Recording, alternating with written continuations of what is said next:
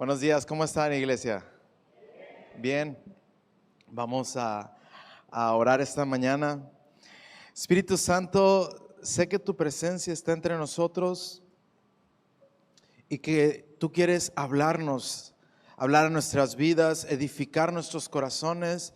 Tú eres el Dios que está constantemente edificando, creando, restaurando. A ti te encanta tomar vidas que están hechas polvo y reconstruirlas.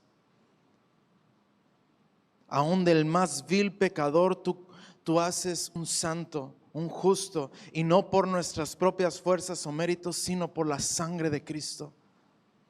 Así que el día de hoy te pedimos que tú edifiques nuestras vidas a través de tu palabra, a través de la revelación de la obra de Jesús, a través de entender que hay un Dios que está en los cielos, pero también está cerca de nosotros con su Santo Espíritu. Y que por eso manifiestas tu presencia entre tu pueblo. Así que ponemos este tiempo en tus manos y te pedimos que nos hables.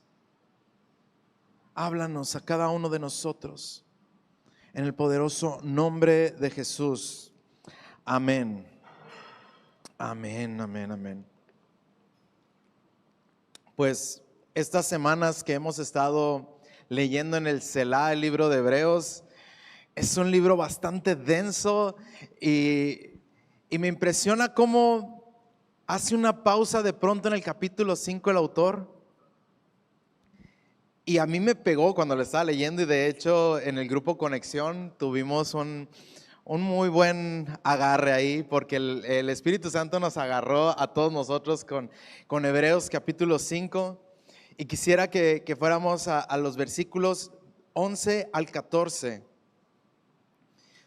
Y a lo mejor si vienes por primera vez puedes decir, no, pues esto todavía no aplica a mí. Para mí no importa, déjalo guardado ahí, en algún momento en tu vida te va a servir. Amén. Ok, entonces Hebreos 5:11 dice: nos gustaría decir mucho más sobre este tema. Ahora, ¿qué es el tema que está hablando el autor de Hebreos? Algunos dicen que era Pablo. Lo que estaba hablando el autor era acerca de lo asombroso que es el sacrificio de Jesús. Y les está diciendo, su sangre limpia todo el pecado. Antes era sacrificio tras sacrificio, sangre constantemente. Y ahora está Jesús una sola vez y para siempre. Y Él es nuestro sumo sacerdote y está intercediendo delante del Padre por nosotros.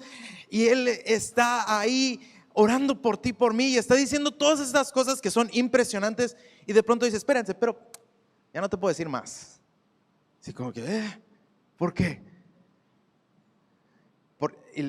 Vamos a continuar, pero es difícil de explicar, sobre todo porque ustedes son torpes espiritualmente y tal parece que no tal parece que no escuchan. Ahora, no sé cuántos de ustedes han tenido otitis media. Otitis media es que se inflama aquí adentro de las fosas nasales y todo, y en la mitad del oído se te llena de líquido. Entonces es como si trajeras un bote de agua a cada lado y no escuchas. Ahorita uno de mis hijos está padeciendo eso. Yo lo padecí en algún tiempo. Y miren, es impresionante porque le hablas y nada. Pero yo como papá, si le tengo que dar una instrucción, no me quedo con, no me escuchó. ¿Qué es lo que hago? ¡Ey! Hola, casi le digo enfrente, ¿no? Y ya, ¿qué pasó? Dicen, así como. Y a veces estoy casi seguro que sí escucha, pero se hace. Nada más que ya no voy a entrar en controversia, pero la cuestión es esa. Yo como papá no me voy a quedar con los brazos cruzados cuando un hijo mío no está escuchando. Dios no se va a quedar con los brazos cruzados cuando tú y yo no estamos escuchando. Nada más hago este paréntesis, pero de pronto está diciendo el autor, parece que son torpes espiritualmente. Hace tanto que son creyentes que ya deberían de estar enseñando a otros. En cambio, necesitan que alguien vuelva a enseñarles las cosas básicas de la palabra de Dios. Y se ponen a listar las cosas básicas. Y para mi vergüenza, yo digo, no es tan básico. Oye, dame chance. Pero ¿qué es lo que pasa? Hay un punto aquí importante que dice, hace tanto que son creyentes que ya deberían de estar enseñando. Dile al que está a tu lado, enseñando. Esto es algo clave en nuestras vidas.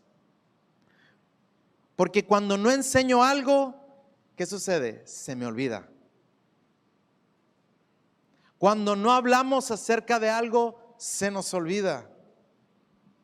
Y cuando no estoy hablando acerca de la obra de Cristo en mi vida, se me olvida lo que es el perdón, se me olvida lo que es la misericordia, se me olvida lo que es la paciencia, se me olvida lo que es la gracia, se me olvida lo que es servir a otros, se me olvida lo que es amar realmente. ¿Y qué pasa cuando empezamos a vivir de esta manera? Nos volvemos torpes. ¿Por qué? Porque no conectamos con las personas. Porque nuestra mente se endurece, nuestras emociones solamente están viendo a uno mismo. Y de hecho remata todavía porque dice, son como niños pequeños que necesitan leche y no pueden comer alimento sólido. Pues el que se alimenta de leche sigue siendo bebé y no sabe cómo hacer ¿qué? No sabe cómo hacer lo correcto. O sea, en algún momento sabían hacer lo correcto y ahora ya no.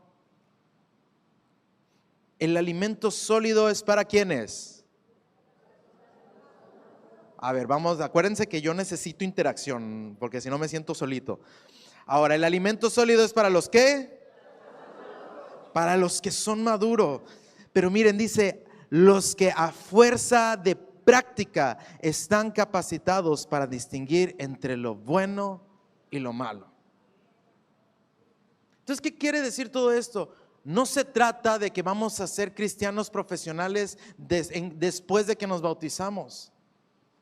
No se trata de que ya inmediatamente después de eso vas a empezar a avanzar en tu vida. Va a haber luchas, va a haber momentos en el que vas a fracasar. Y aunque lo intentes una y otra y otra y otra vez, te quiero dar una noticia, síguelo haciendo, sigue buscando hacer las cosas bien, sigue buscando distinguir entre lo bueno y lo malo. No te quedes en el mismo lugar, porque a veces nos tragamos la mentira de que, no, es que llevo tantos tiempos intentándolo, el cristianismo no sirve para mí.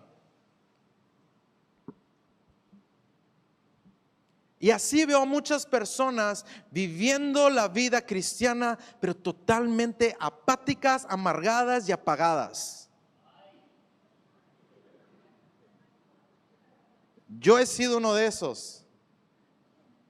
Y he tenido que levantarme una y otra vez a intentarlo. Señor, otra vez voy a intentar leer la palabra. No he sentido nada, no he escuchado nada de tu voz en un año o dos. Pero de todas maneras me levanto, abro la Biblia, aunque mi cuerpo está diciendo que no, lo voy a hacer. Voy a ir a orar, aunque sienta que estoy desperdiciando tiempo, lo voy a hacer. Voy a servir aunque no tenga ganas, aunque me sienta cansado, aunque yo quisiera tirarme y hacerme la víctima. No, voy a seguir sirviendo, llamando a la gente. Hay un dicho muy común que es: la práctica hace al. Ahora, nosotros cuando vemos a alguien profesional, pareciera que todo es tan sencillo.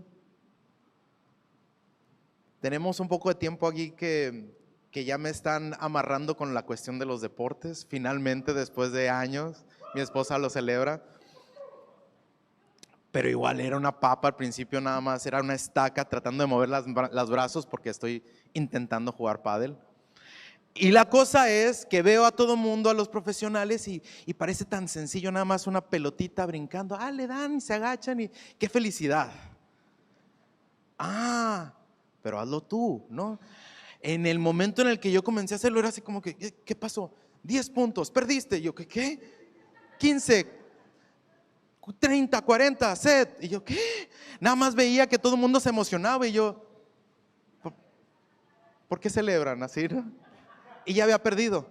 Y así se me iban partidos y luego me agarraban como el muñequito de práctica porque era el más malo de todos. Entonces los tiros matadores eran: aviéntenselos a Adolfo, de todas maneras no le va a pegar.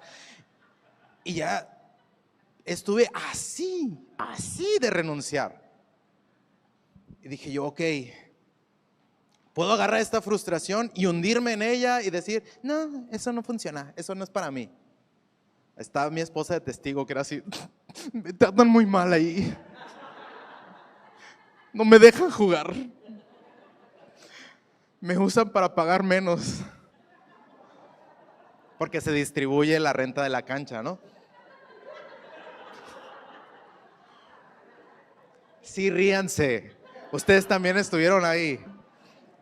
Entonces, el punto es, o me rendía o seguía. No soy profesional ni por aquí, pero ya le estoy empezando a agarrar. Y lo estoy empezando a disfrutar y ahora veo, ok, eso que parecía tan sencillo no es tan fácil. Y tengo que practicarlo y tengo que estar en la casa y tengo que hacerlo en la casa, tengo que estar estudiando y viendo cómo se hace eso. Y entonces poco a poco se me están afinando los sentidos. Poco a poco. Vamos a dejarlo hasta ahí. Pero cada uno de nosotros sabemos, vemos a alguien, conocemos a alguien que es bueno en lo que hace. Como las señoras que saben cocinar, que siempre lo menciono eso, que te dan una receta y no es cierto, no la usan, hacen lo que se les pega la gana y les queda igual de rico. Y te dicen, está bien fácil, nada más haces esto y no. Y eso es ciencia de cohetes, o sea, no hay manera en la que un humano común pueda reproducir esa receta. Y hay muchas cosas en la vida que necesitamos estar constantemente practicando. Así que hoy quiero animarnos a no rendirnos. Dile a que tienes a tu lado, no te rindas.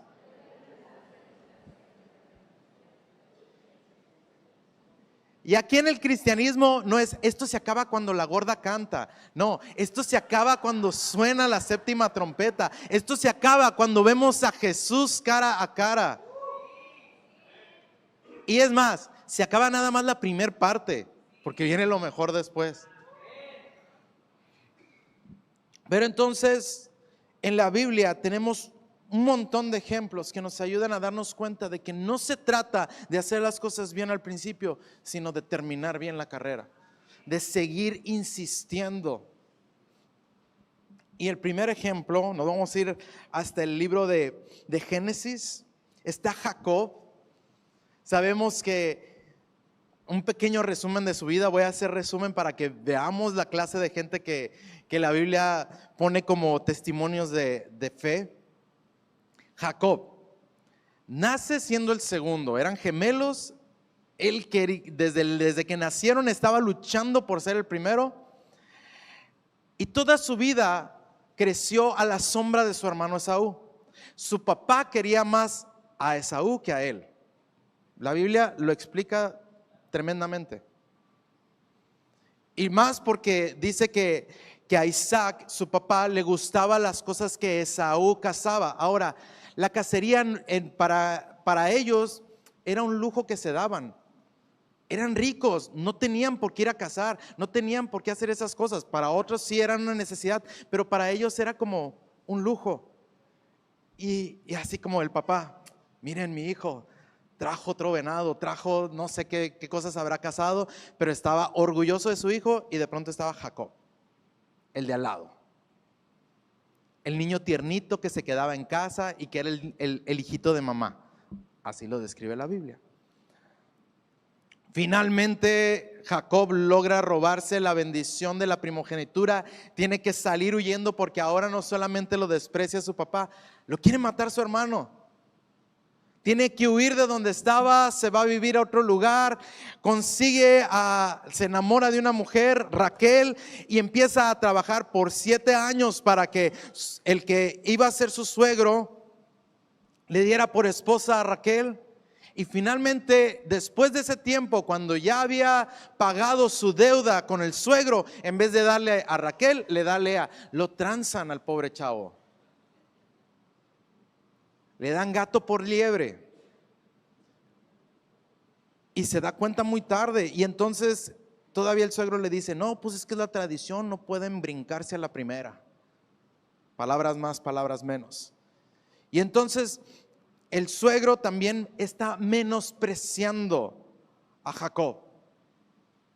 porque lo manda, ya después tiene que trabajar otros 7 años para pagar la deuda por Raquel, ahora sí. Y después de eso lo manda a trabajar al campo y es el pastor de todas sus ovejas. Y como Dios estaba bendiciendo a Jacob, Labán lo empieza a despreciar y otros hijos de Labán también lo empiezan a despreciar, a tal punto que Jacob decide huir con su esposa y sus hijos. El hombre la estaba viendo mal en donde quiera que se metía. Tanto era así que dijo: decido ir a enfrentarme a la muerte que quedarme aquí donde estoy. Y cuando va camino a buscar a su hermano para pedirle perdón, pasa algo que marca su vida. Génesis 32. Está toda su familia, que era bastante gente, con todas sus ovejas, con todas sus riquezas, y los empieza a mandar hacia adelante. Y hay un momento en el que Jacob se queda solo. En el versículo 24 dice: entonces Jacob se quedó solo en el campamento y llegó un hombre y luchó con él hasta el amanecer. Esto está muy raro en la Biblia, pero vamos a quedarnos con esto. Apareció un hombre. Cuando el hombre vio que no ganaría el combate, tocó la cadera de Jacob y ¿qué le hizo? La dislocó. ¿Cuántos de ustedes se han dislocado una extremidad? Levante la mano. Cuando se te sale el hueso de su lugar, todo tu ser está: vuélvelo a poner ahí. ¡Ah! Una vez a mí se me dislocó el pulgar. Voy a exponer otra vez, ¿no? Como siempre. Por eso les gusta que suba, ¿no? Para decir, a ver qué otra cosa fea de su vida va a decir Adolfo. Gracias por la honestidad. Estaba alucinando de niño con la caída de superhéroes, ¿no? Esas que, sí, tipo Spider-Man. Estaba brincando de las escaleras y cayendo así. Entonces en una de esas, el dedo, como ya estaba sudando, porque estaba, esta actividad física, eso pues, se me resbala el dedo gordo, entonces de pronto quedo con la palma en el piso, pero el dedo para otro lado. Y eso me dolió horrible y era solo un huesito y hasta la fecha me truena aquí. Han sido años desde que eso se dislocó y no volvió a estar en su lugar. Y cada que agarro algo con fuerza, ¡clac!, nada más siento. Hay un pequeño clic que me hace saber que lo agarré bien, ¿no? Entonces imagínense, Jacob está luchando con un hombre y le disloca la cadera y no lo suelta. Luego el hombre le dijo: déjame ir, pues ya amanece. No te dejaré ir a menos que me bendigas, le dijo Jacob. ¿Cómo te llamas?, preguntó el hombre. Jacob, contestó él. Tu nombre ya no será Jacob, le dijo el hombre. De ahora en adelante serás llamado Israel, porque has luchado con Dios y con los hombres y has vencido.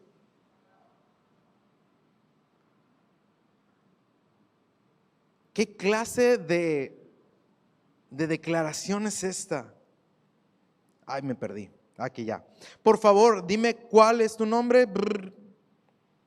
Le dijo Jacob. ¿Por qué quieres saber mi nombre?, respondió el hombre. Entonces bendijo a Jacob ahí. Jacob llamó a aquel lugar Peniel, que significa rostro de Dios, porque dijo: he visto a Dios cara a cara y sin embargo conservo la vida. El sol salía cuando Jacob dejó Peniel y se fue cojeando debido a su cadera dislocada.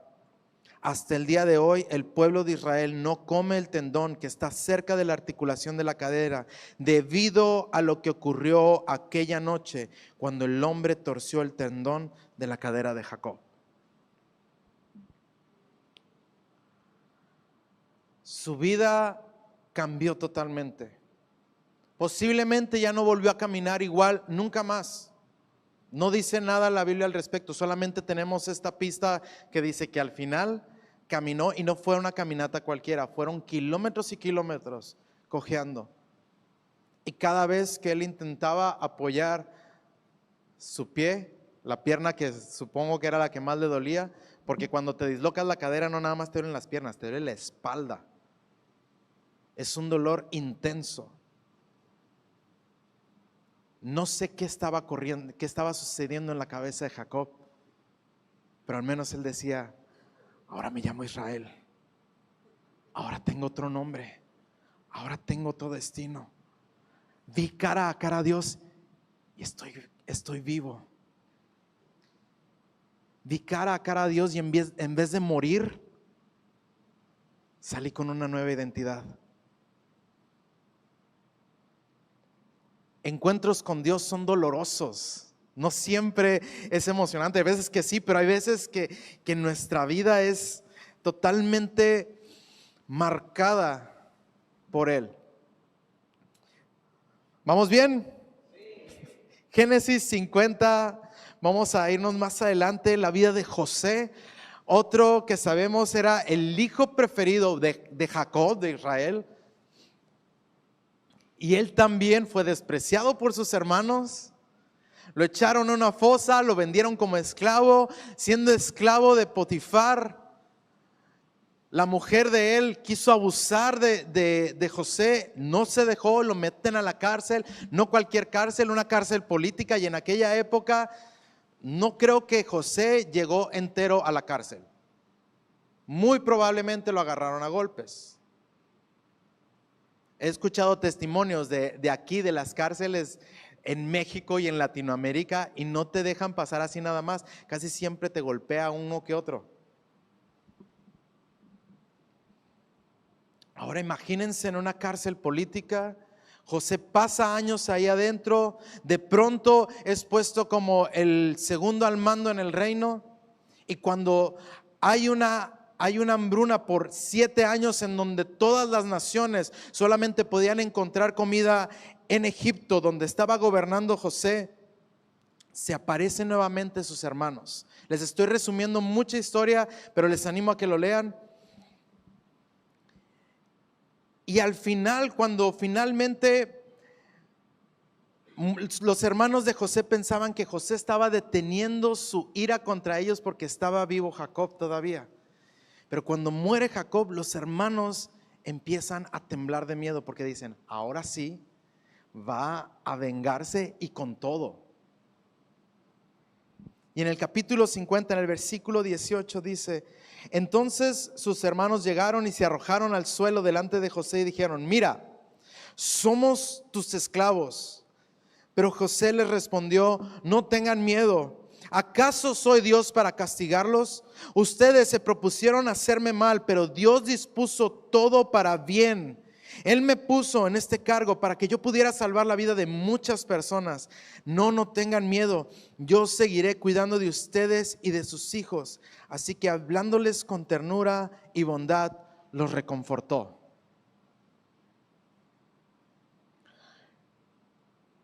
¿Qué tienen que ver estas cosas?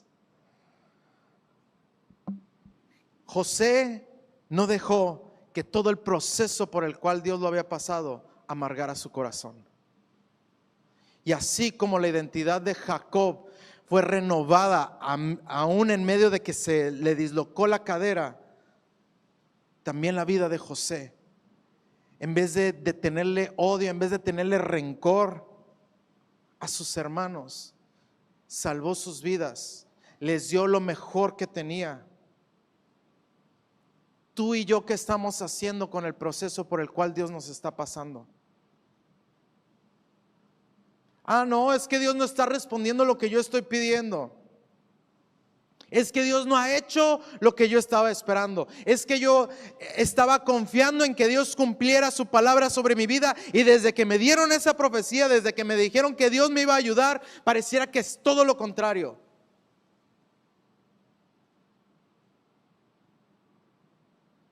Y a veces las situaciones, en vez de enfrentarlas en Dios, las vamos guardando una tras otra y dejamos que eso traiga amargura, traiga desánimo, traiga enojo, desconexión.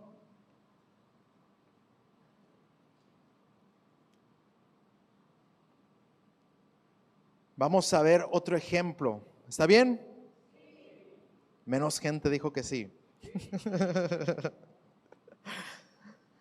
Vamos a ver la vida de David. Vamos a ver unos cuantos versículos. Primera de Samuel capítulo 13, versículo 14. Samuel le dice a Saúl, el que era el rey de Israel en ese tiempo, que estaba queriendo hacer su voluntad y cuando pecó delante de Dios no se arrepintió, sino que quiso guardar las apariencias. Y esto es algo muy fuerte. Cuando nosotros queremos aparentar delante de Dios y de la gente, nuestro corazón se desconecta del Rey. Y nuestra vida, por lo tanto, se empieza a desconectar de las personas a nuestro alrededor. Entonces, en un momento en el que el reino es quitado de Saúl, Samuel le dice: pero ahora tu reino tiene que terminar, porque el Señor ha buscado un hombre conforme a su propio corazón. El Señor ya lo ha nombrado para ser líder de su pueblo, porque tú no obedeciste el mandato del Señor. Y si nos vamos al Nuevo Testamento, en Hechos capítulo 13, versículo 22, se vuelve a repetir este versículo y dice: pero Dios quitó a Saúl y lo reemplazó con David, un hombre de quien Dios dijo: he encontrado en David, hijo de Isaí, un hombre conforme a mi propio corazón. Él hará todo lo que yo quiero que haga. ¿Qué es lo que va a hacer? Todo lo que Él quiere que haga. Pero dile al que tienes a tu lado: no la tuvo fácil. Absolutamente nada fácil. Lo nombran rey y parece que viene el tobogán a la perdición en la vida de David. Llega Samuel y le dice: órale, te unjo, pero ni le dijo para qué. Si te pones a leer, nada más lo unge y se va, porque Samuel tenía miedo de que Saúl supiera que estaba ahí ungiendo al otro rey, para que no matara a Samuel y tampoco al rey que estaba ungiendo, porque parecería traición. Entonces nada más así como que: órale, me voy. Y después de eso hay una guerra. Él va a ayudar a sus hermanos, les va a llevar comida y los hermanos se le echan encima. ¿Qué andas haciendo aquí, chamaco metiche? Nada más estás viendo la guerra. Y David se enoja porque él nada más quería ir a acompañar a sus hermanos por mandato del papá. Y ahora está viendo un gigante que está diciendo un montón de cosas en contra de Israel. Entonces él agarra, mata al gigante. Lo que todos sabemos, es premiado por Saúl. Empieza a tener más reconocimiento que Saúl. Saúl se enoja con David, lo empieza a perseguir. El rey por el cual David había estado arriesgando la vida una y otra y otra y otra y otra y otra y otra vez, ahora estaba correteando, persiguiendo a David para matarlo. Y luego a veces nos quejamos de que nuestro jefe nos está pidiendo horas extras sin pagarnos, ¿no? Nadie se rió porque todos... Pero de pronto vemos esto en David. O sea, imagínense, sus compañeros de guerra, aquellos con los cuales estaba arriesgando la vida, ahora lo estaban persiguiendo a él. Tuvo que huir de su cultura, de su familia, tuvo que dejar absolutamente todo. Y aún así vemos que David, las oportunidades que tuvo para matar a Saúl, no lo hizo. Y en cambio le enseñó respeto a autoridad a todos los demás miembros de su ejército. Y honraron la vida de Saúl constantemente. Después, cuando finalmente se hace rey David, él dice: necesito regresar el arca de la presencia de Dios a la ciudad. Necesito volver a poner a Dios en el centro del gobierno de nuestra nación. Y cuando se unen 33,000 soldados a traer el arca de la presencia de Dios nuevamente a Jerusalén, Dios mata al sacerdote que le estaba llevando. Y dice que David se enoja y luego estaba aterrado y no sabía cómo mover el arca. Muchos de nosotros hubiéramos dicho: pues Señor, lo intenté. Tú viste que lo intenté y me salió mal. Y se murió mi amigo. Y me dejaste en vergüenza de todo mi ejército. A lo mejor no decimos: sí, yo soy así. Pero ¿cuántos de nosotros estamos con alguna cuestión en nuestro corazón porque decimos, Señor, es que yo avancé en fe y en vez de hacer lo que yo creía que tú ibas a hacer, me dejaste en ridículo, no obraste, no respondiste? Pero David no se quedó ahí. Vio que la casa en donde estaba el arca estaba siendo bendecida y dijo, tengo que regresarla, tengo que traerla acá donde yo estoy. Entonces vuelven a ir, cambian la mecánica y ahora empiezan a hacer sacrificios delante del arca, y en vez de que la llevaran un carruaje, le están llevando los levitas, y hay sangre y música, y todos esos más o menos 33,000 pasos, o no me acuerdo cuánta era la distancia del lugar en donde estaba el arca hasta Jerusalén, pero no era cualquier cosa, era un camino de sangre.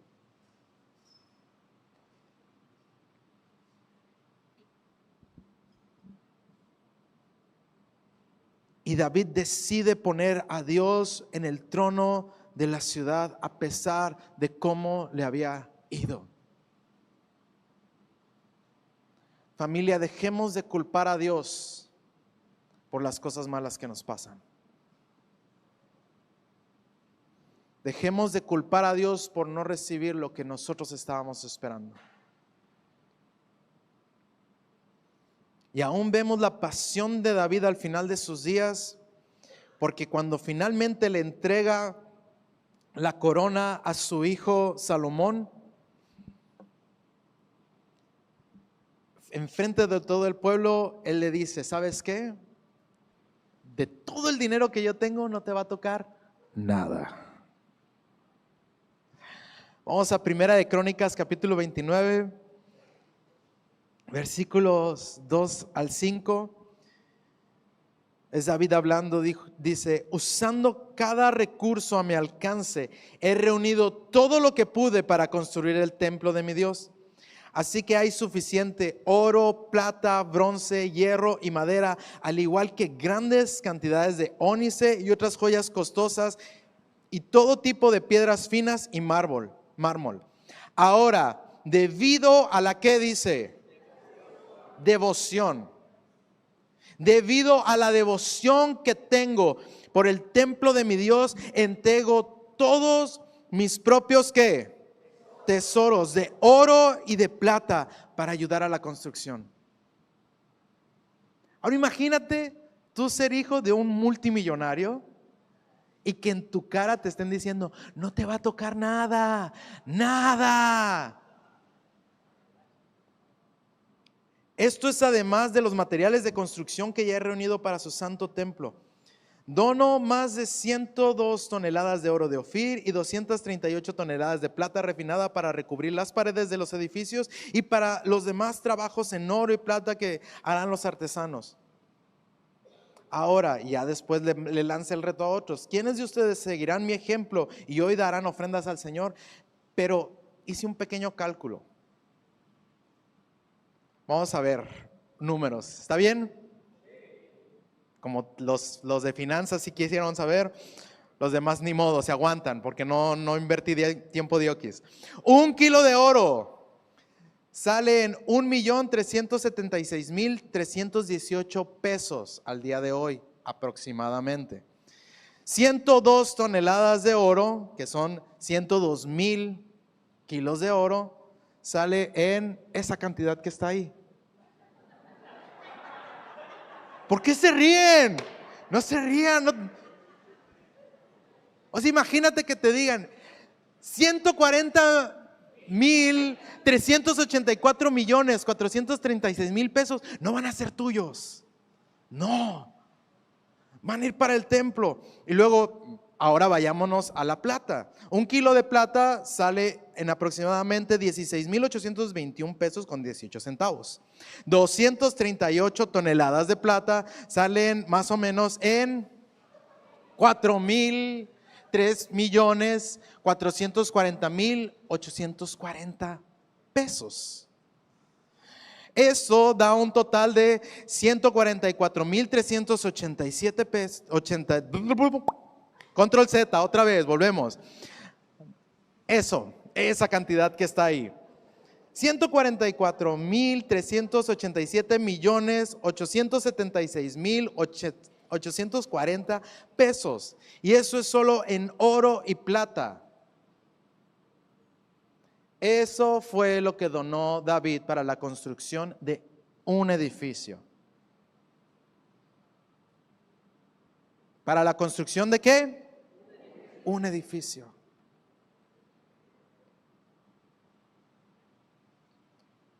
A pesar de todo lo que había sufrido, a pesar de todas las guerras, a pesar de muchas traiciones, que si leen lo que es la vida de David, es una de las mejores telenovelas que existe.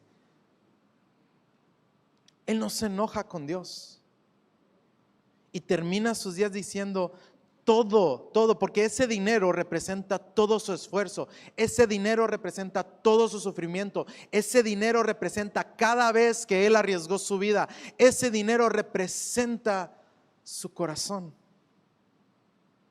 Y vemos que él dice: por mi devoción a Dios, yo lo doy para la construcción del templo.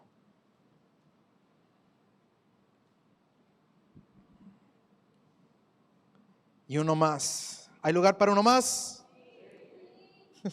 Jesús es nuestro otro ejemplo. Sabemos que la Biblia dice que Él, siendo igual a Dios, no tomó eso como algo a que aferrarse, sino que se hizo hombre, y no solamente hombre, sino que tomó forma de siervo.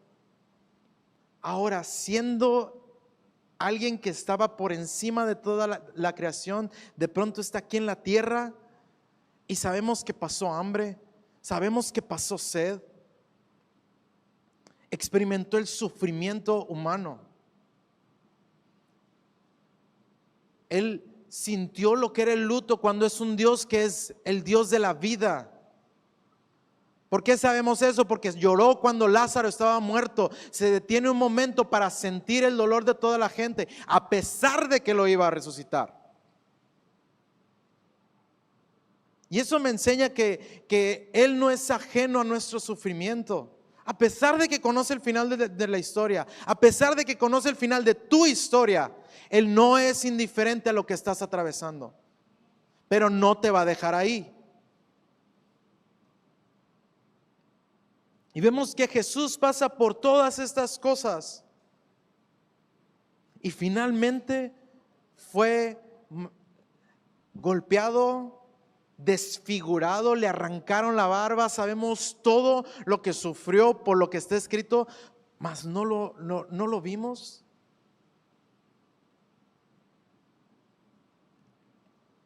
Y sin embargo, a pesar del sufrimiento tan profundo que fue estar crucificado en la pasada de todas las personas que iban entrando y saliendo de Jerusalén, desnudo, junto a dos ladrones, la gente viéndolo meneaban la cabeza así, despreciándolo, blasfemando en contra de él. Y Jesús todavía dice: Señor, perdónalos porque no saben lo que hacen. Y no nada más eso, la cruz sigue siendo un testimonio. A pesar de que era un instrumento de tortura, ahora es un testimonio de esperanza.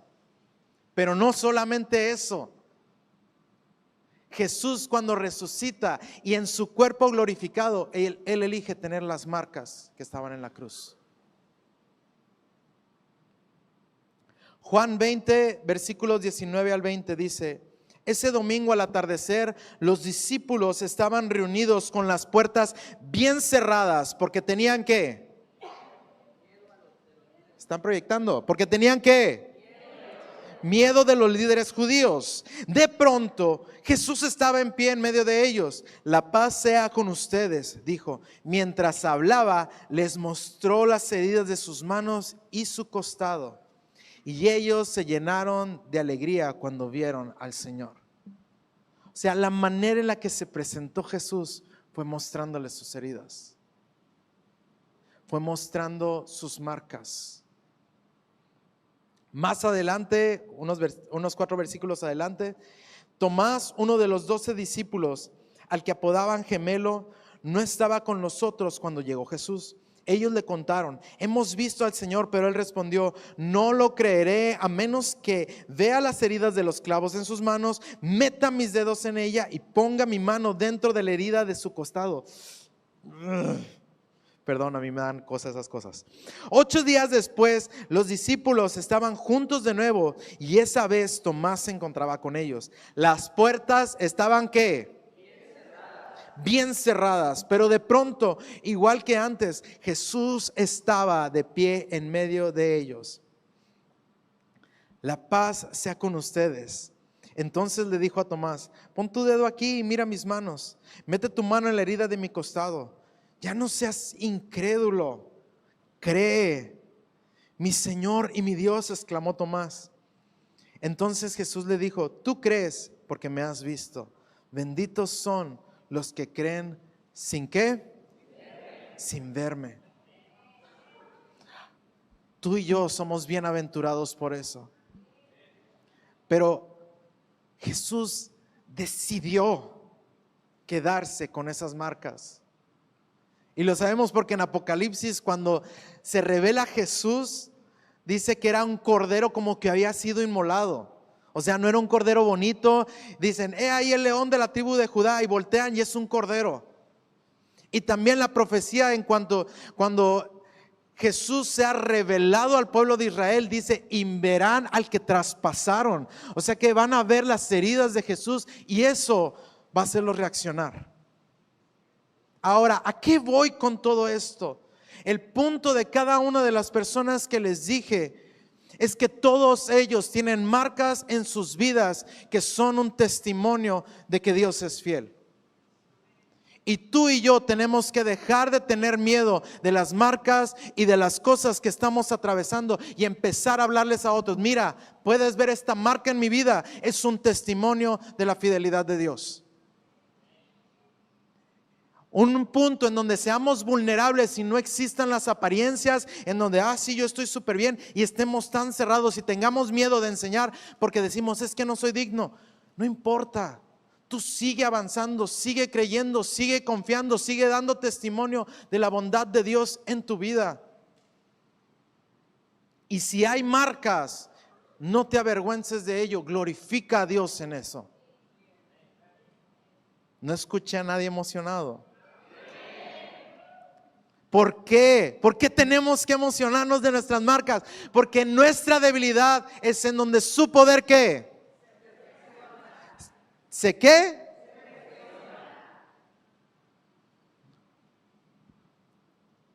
Amados, vivimos en un mundo que le gusta aparentar como nunca antes. Por un minuto de un video queremos filtrar la vida de una persona.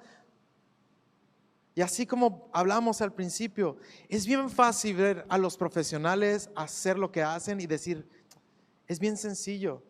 Pero tú y yo no hemos visto el proceso por el cual ellos han estado viviendo. Todas las lesiones, las heridas, la frustración, el fracaso. Es muy fácil juzgar a las personas solamente por su apariencia. Pero ¿qué si empezamos a jactarnos en nuestras debilidades? ¿Qué sería de nuestras relaciones si en vez de estar tratando de presumir y de querer aparentar, aprendiéramos a ser vulnerables? Ahora, una cosa es ser vulnerable y otra cosa es ser víctima. No estoy hablando de ser víctimas. No estoy hablando de decir: ay, no, pues que me está yendo muy mal. No. Cada uno de nosotros tenemos que dejar que Dios en medio de nuestro proceso sea glorificado. Nos gusta cantar: es el Dios de los montes y también de los valles. Pero cuando estamos en el valle, no es fácil. Cuando no sabes lo que sigue, cuando no sabes si va a haber provisión, cuando no sabes qué es lo que va a pasar al día siguiente porque ya se venció la cuenta, porque ya la persona te abandonó, porque ya no hay marcha atrás en lo que está sucediendo en tu vida.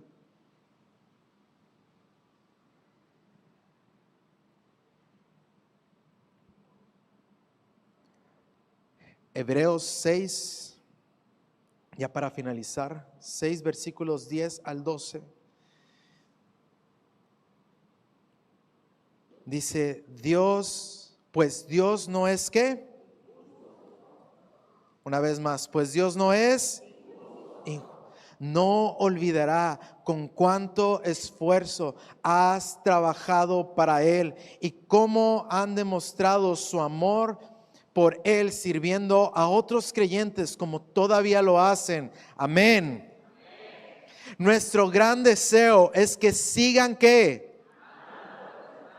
Amando a los demás mientras que para asegurarse de que lo que esperan se hará realidad. Entonces no se volverán torpes ni indiferentes espiritualmente. He aquí la clave. Para salir de la torpeza espiritual tenemos que seguir sirviendo, tenemos que seguir amando. En cambio, seguirán el ejemplo de quienes gracias a su fe y ¿qué? Heredan las promesas de Dios. ¿Quieres heredar las promesas de Dios? No te rindas. ¿Quieres heredar las promesas de Dios? Levántate otra vez. ¿Quieres heredar las promesas de Dios? ¿Quieren heredar las promesas de Dios? Lucha hasta el final. No te rajes. Y hay unos que a la primera agachada se rajan, ¿no? Pero, familia, es tiempo de realmente aferrarnos a Dios. Y sin importar las cicatrices que hay en nuestro corazón, glorificarlo a Él. Él se va a glorificar en medio de esto.